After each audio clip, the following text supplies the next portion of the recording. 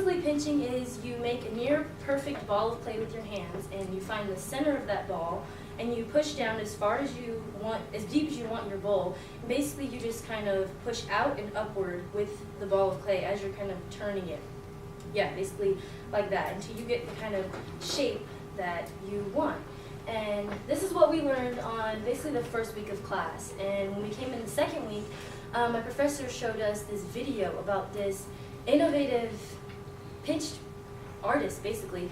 He transformed pinching. So he, on his own, learned how to do ceramics by basically studying and rediscovering the ancient Mexican pinched pottery called Casas Grandes. And basically his work looks a lot like this, but instead of it being used for recreational use, it's used for decoration and like beautiful things that you would put on the bookshelf or your kitchen table.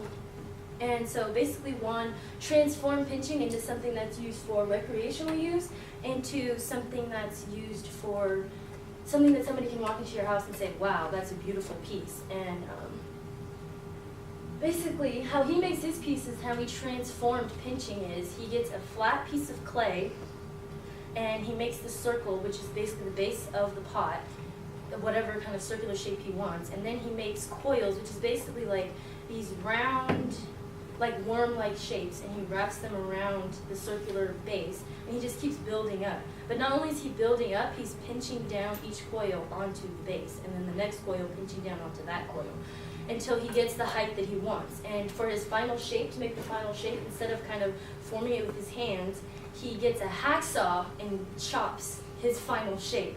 And so, yeah, basically, and he tried to sell his pieces, which are very beautiful. And you can tell that the decorations are similar to the Casas Grandes, but it's very different because it's vases, and obviously you can tell this one, you can't really use it for anything. It's like beautiful artwork.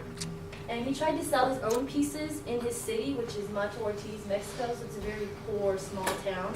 But obviously, since no one has money, no one could buy them.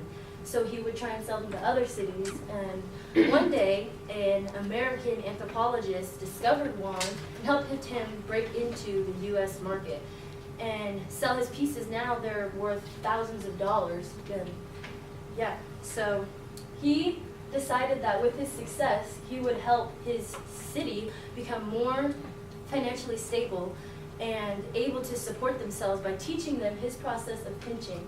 And he was able to help 79% of his city become more financially stable and support their families in their everyday life. Thank you.